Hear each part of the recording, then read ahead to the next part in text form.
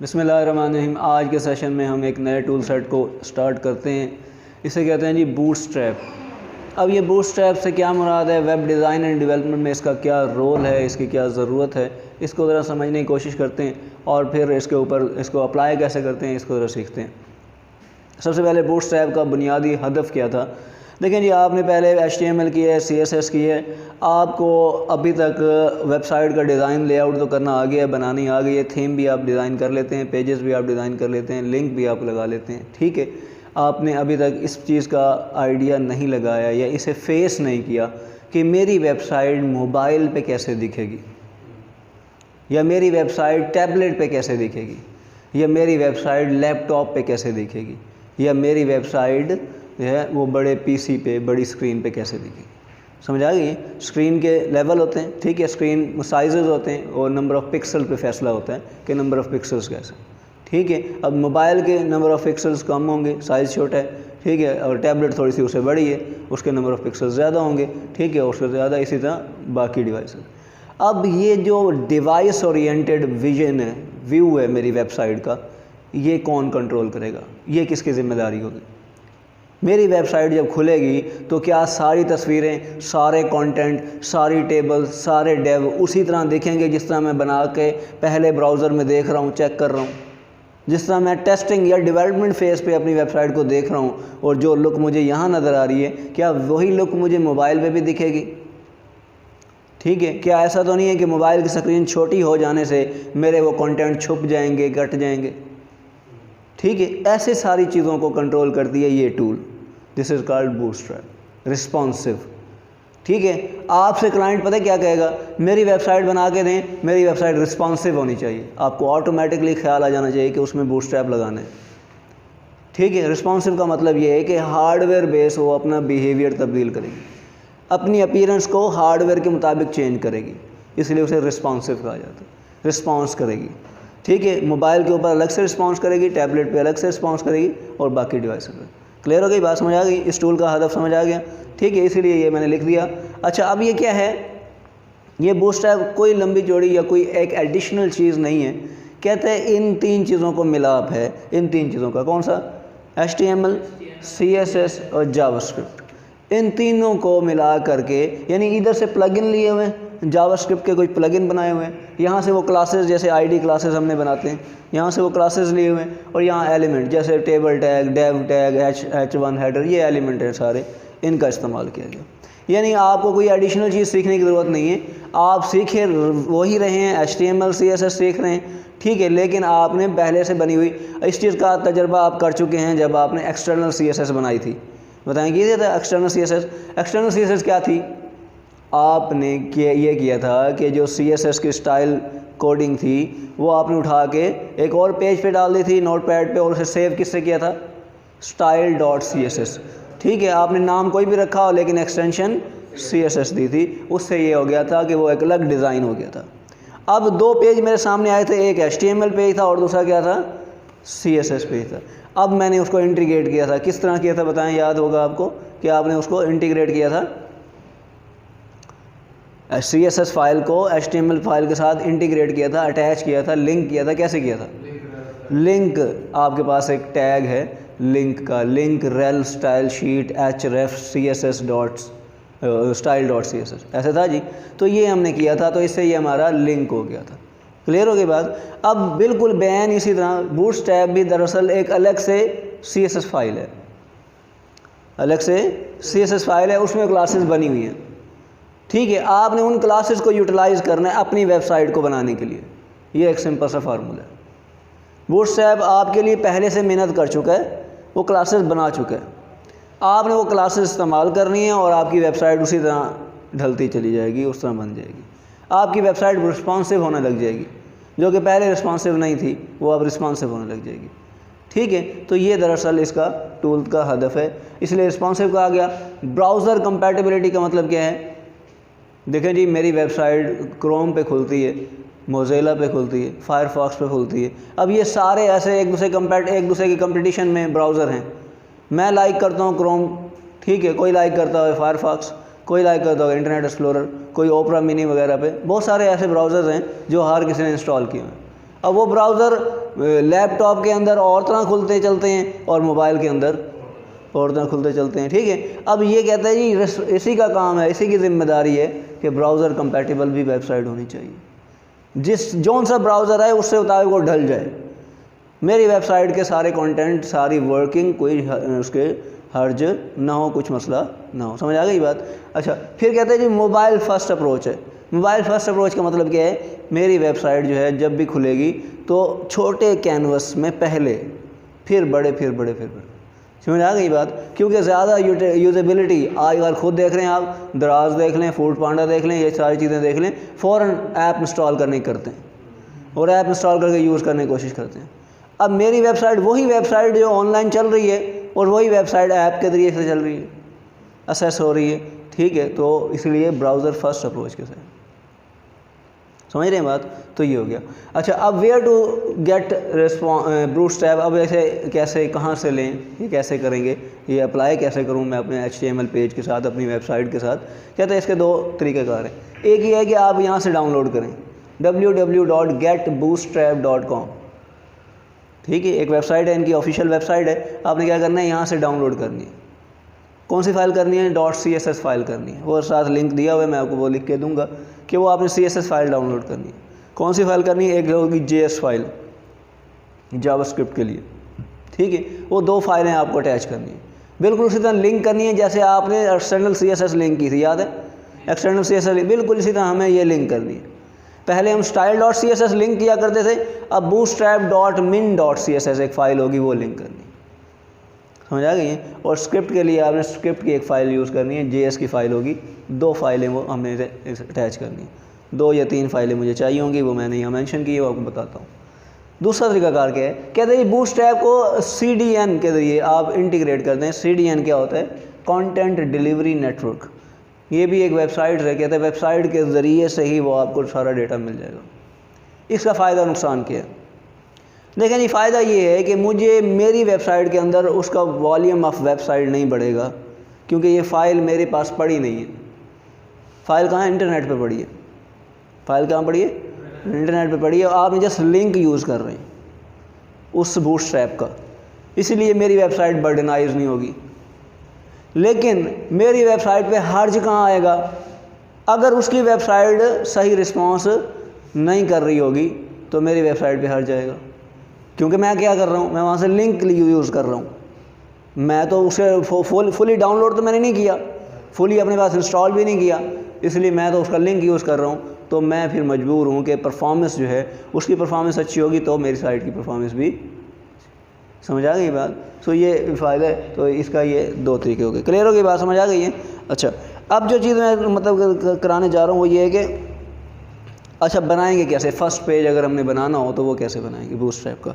यहाँ तक समझ आ गया? ठीक है। अच्छा, फर्स्ट पेज देखें, उसके लिए क्या क्या लवाजमात हैं कि how to build a first page in bootstrap.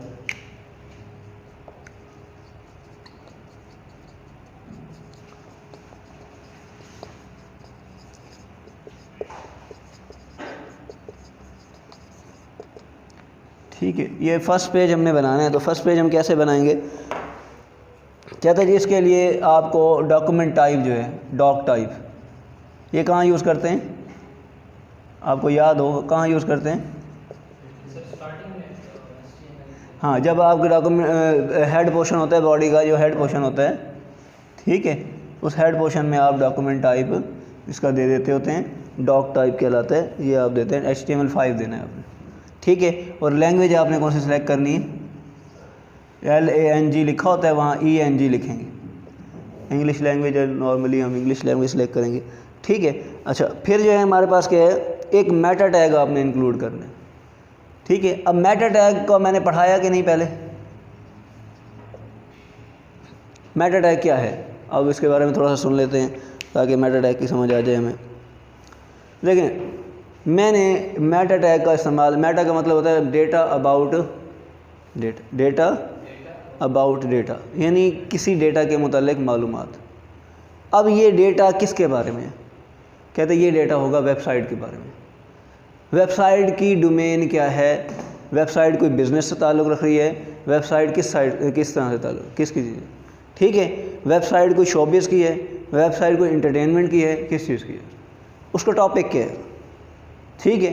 अच्छा, वेबसाइट कितने पेजेस पर मुश्तमिल है, वेबसाइट का आथर कौन है, वेबसाइट में यूज़ होने वाले कीवर्ड्स कौन से हैं, ये किसको ज़रूरत होते हैं।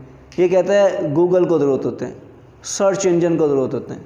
सर्च इंजन क्यों यूज़ करता है, वो अपने इंटरनेट के अंदर अपने पूरे वेबसाइट के, देखो बिलियन ऑफ वेबसाइट चल रही हैं, उन वेबसाइट के अंदर वो इन कीवर्ड्स को ऐड करता है ताकि आपकी वेबसाइट की सर्च इंजन ऑप्टिमाइजेशन हो सके, कि कोई भी आपकी वेबसाइट को सर्च करे, ठीक है, तो वो आपकी वेबसाइट ऊपर हाई रैंक हो, सबसे ऊपर सबसे पहले आ जाए, ठीक है, असेस हो जाए। यानी मेरे पास गूगल सर्च इंजन में सर्चिंग के दौरान जो भी यूज़र सर्च करे मेरी वेबसाइट उसको सामने दिखे हर वक्त। तो जो कीवर्ड होंगे वो मैं मेटा टैग में दूंगा, जो आथर का नेम होगा वो मेटा टैग में दूंगा, जो पेजेस होंगे वो मेटा टैग में बताऊंगा, ठीक है, जो टाइप्स होंगी वो मेटा टैग में बताऊंगा।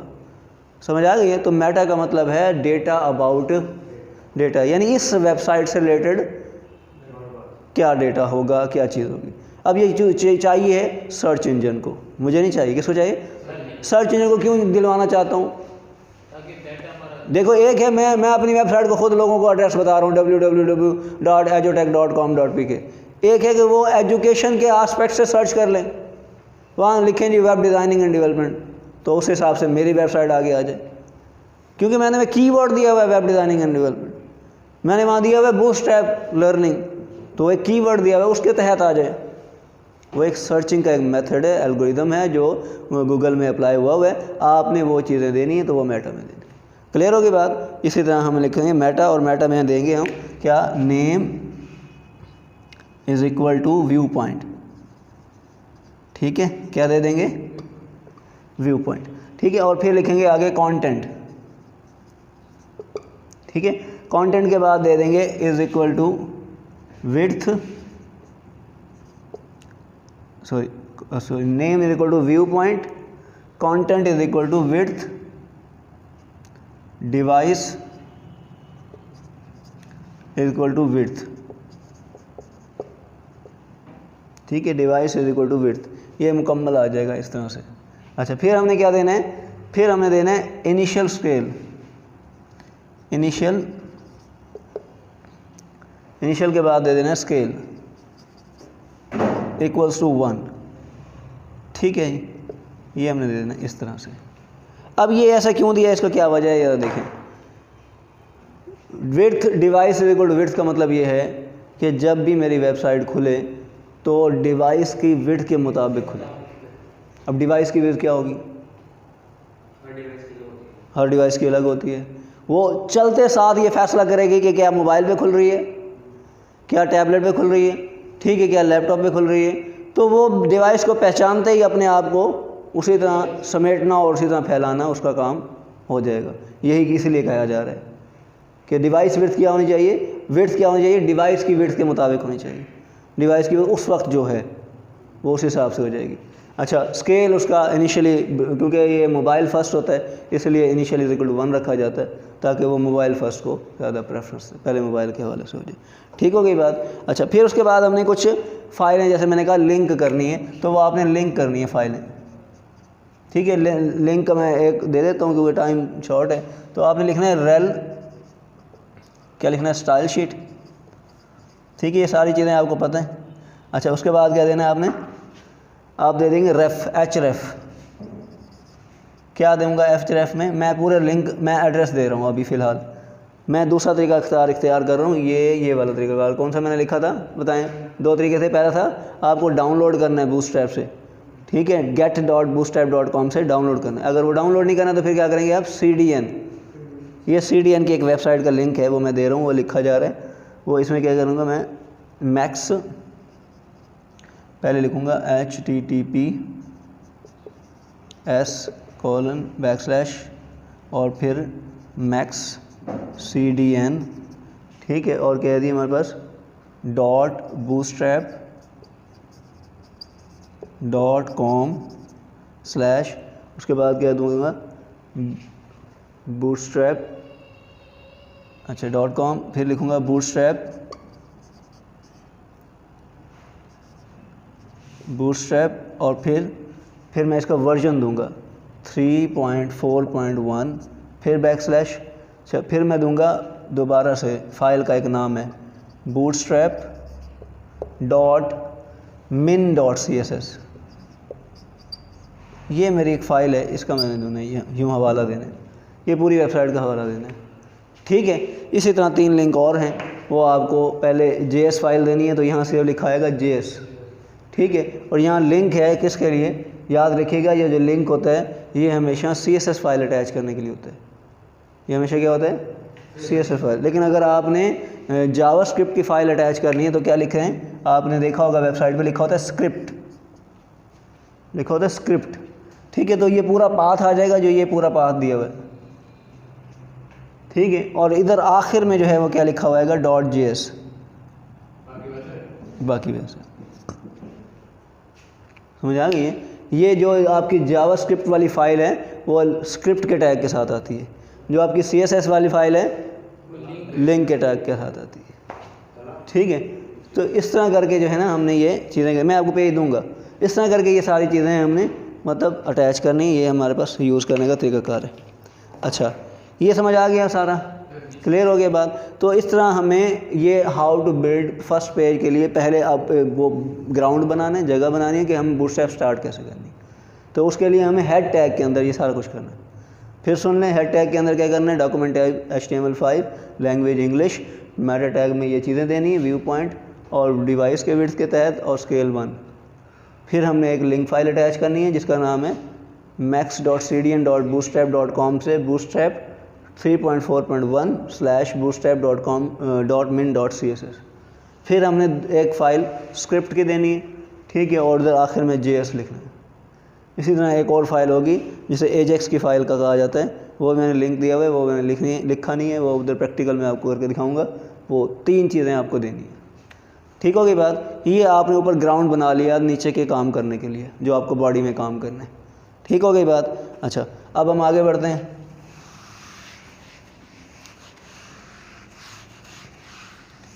अब ये पूरा जो निज़ाम है ना जी बूटस्ट्रैप का, ये पूरा निज़ाम है ग्रिड सिस्टम।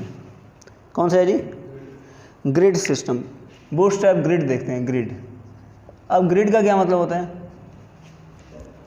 बताएं, ग्रिड का क्या मतलब होता है, रोज़ एंड कॉलम्स। ठीक हो गई बात, यानी सारा निज़ाम है रोड एंड कॉलम का।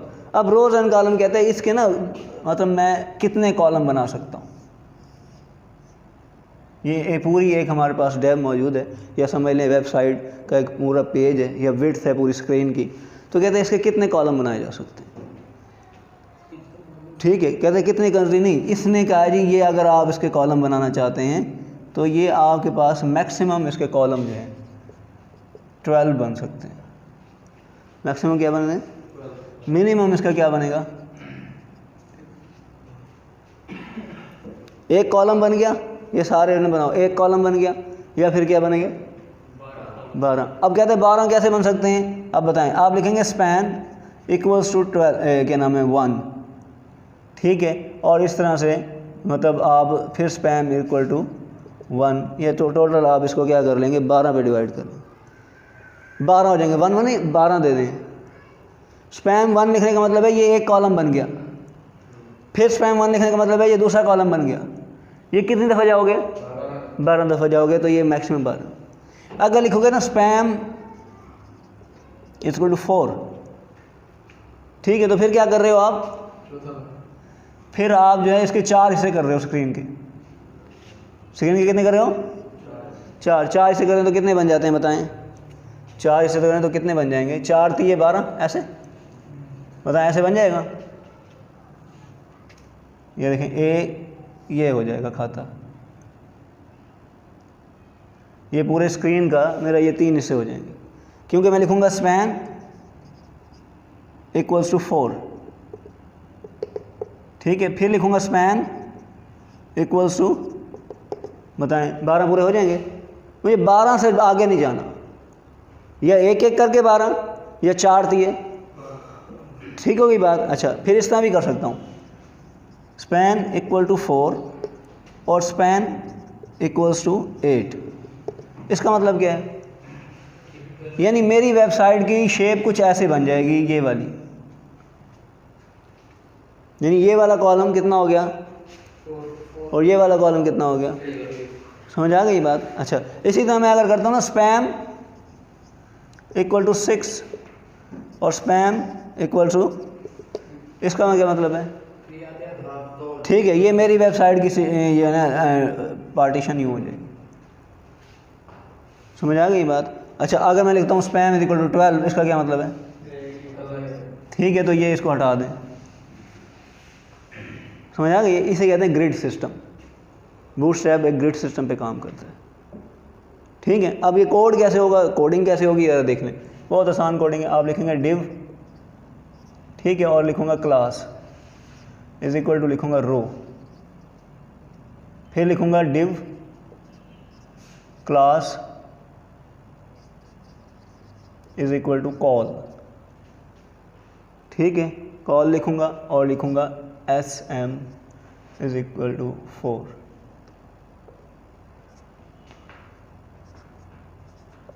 अब ये मुझे कितनी दफ़ा देने हैं, अगर मैं 4 कर रहा हूँ तो मेरे पास दो ऑप्शन है, या तो आगे भी दो 4 वाले हो जाएं या फिर क्या हो जाए 4 और 8 हो जाए। तो मैं इधर दे देता हूँ फ़िलहाल टाइम नहीं, तो क्या दे देता हूँ class is equal to col sm is equal to 4 और क्या 8, ठीक है, और ये डेव क्लोज कर देता हूँ, और यहाँ ये टेबल ये रो वाला जो है डेव क्लोज कर देता हूँ, रो वाला क्या कर दिया डेव क्लोज कर दिया, समझ आ गई बात। तो ये वाली शेप आ जाएगी मेरे पास, ये वाली, क्लियर है, ये इस तरह के कोड करने से, ठीक है। अब सर ये मामला क्या है, एसएम क्या है, इसे भी समझ लें, बड़ा आसान है। देखें इसका मैं इधर लिखता हूँ,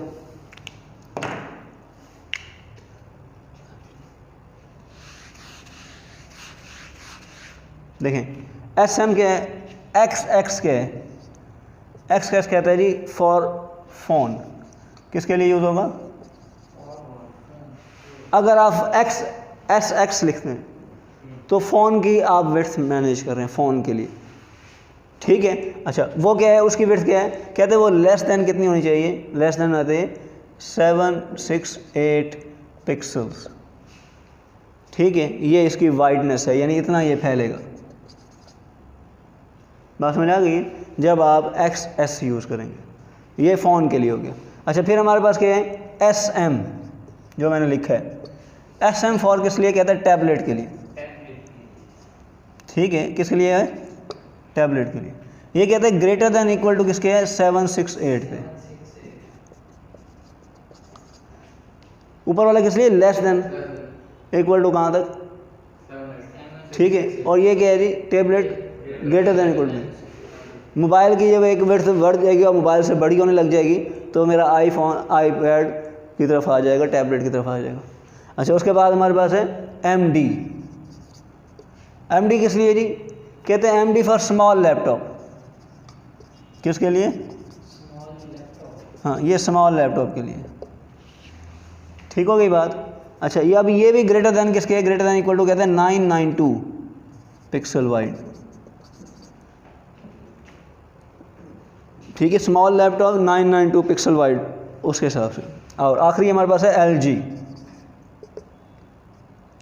ठीक है, तो LG किस लिए है हमारे पास, कहते हैं ये laptop and PC, personal computer, laptop बड़े लैपटॉप और पर्सनल कंप्यूटर उनके लिए है, तो वो क्या है, उसके कहते हैं greater than equal to 1200 pixel wide, समझ आ गई है। तो ये आपको डिवाइस आप स्पेसिफाई करना है आपको पेज को कि कहाँ खोलना है पेज को, तो आप यहाँ मेंशन कर देंगे, हैं सारों में खोलना तो स्टैरिक लिखते हैं, स्टैरिक, ठीक है, यहाँ स्टैरिक, इधर स्टैरिक, समझ आ गई। इसके एक्सरसाइजेज हम करेंगे।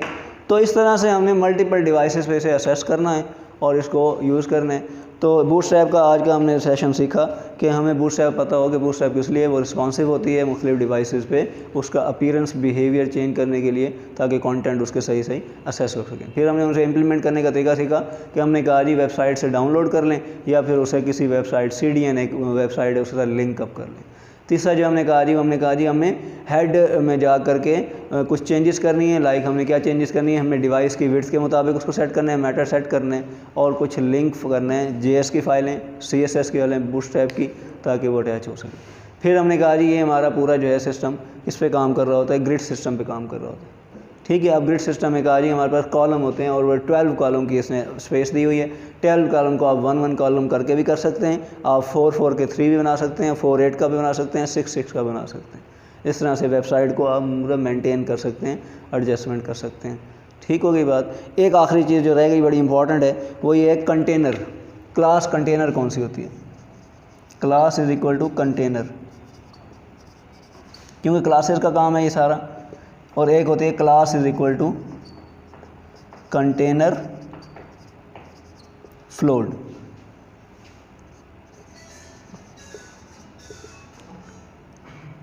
क्लास कंटेनर और क्लास फ्लोड ज़रा देख लें।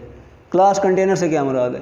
देखें जी, आपकी वेबसाइट जो खुलती है, ओपन होती है, अगर आपकी वेबसाइट जो है बिल्कुल आप चाहते हैं ये पूरी मेरा ब्राउज़र का पेज है, पूरे एरिया है, ठीक है, मेरी स्क्रीन है, कंप्यूटर की स्क्रीन है, और मेरी वेबसाइट जब ओपन हो कंटेनर में, तो मेरी वेबसाइट इस तरह से इतनी ओपन हो, बिल्कुल सेंटर में। बात समझ आ गई है? यानी इधर से भी कुछ विड्थ मैंने छोड़नी है और इधर से भी विड्थ छोड़नी है, तो मैं यूज़ करूँगा कंटेनर।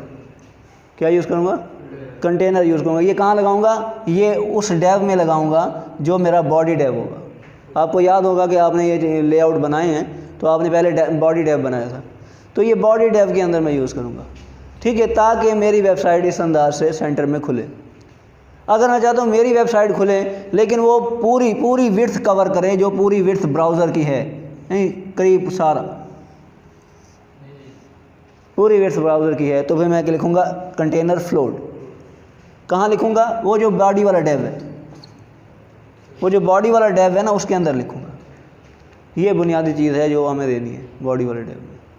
ठीक है, तो इस तरह से हमने आज के सेशन में ये सारी चीज़ें की। इसकी प्रैक्टिस कीजिएगा, इसको स्टडी भी कीजिएगा, इंशाल्लाह आपको समझ आ जाएगी। मज़ीद फीडबैक के लिए आप